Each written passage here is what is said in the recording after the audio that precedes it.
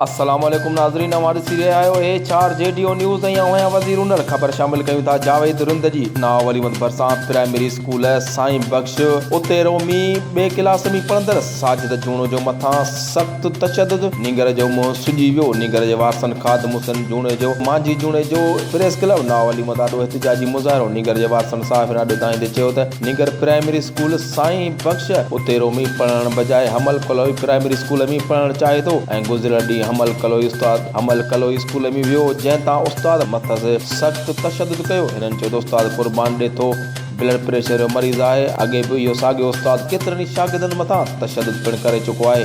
हिननि तइलीम जे आला इख्तियारनि खां मुतालबो कयो त निगर साजिद जूणे जो मथां तशद्दुद कंदड़ उस्ताद ख़िलाफ़ कार्रवाई करे इंसाफ़ फराहम कयो वञे। वधीक ख़बरनि जी अपडेट लाइ ॾिसंदा रहो HRJDO न्यूज़। स्कूल हमल कलोई में पढ़ण हुन तां मास्तर हाफ़िज़ क़ुर्बान ॾिए घावड़ थी वई ऐं नंढे ॿार खे तव्हां पाणी ॾिठो आहे बेदर्दी सां कुटियोसि। अदिलो चए पियो मूंखे पाणी ॾियो त पाणी चए तोखे पाणी ॾियां, तूं छो वियो हमल कलोई में पढ़ण। अॼुकल्ह जे दौर में इहा हालत लॻी पिया मास्तरनि जी। तव्हां पाण ॾिठो आहे तॾहिं सां छा शर्म लॻो पिया। एॾो त हर कंहिंजो पंहिंजो बचो हूंदो आहे। पंहिंजे बचे खे जेकॾहिं कुझु थिएसि त केॾी तकलीफ़ ईंदसि।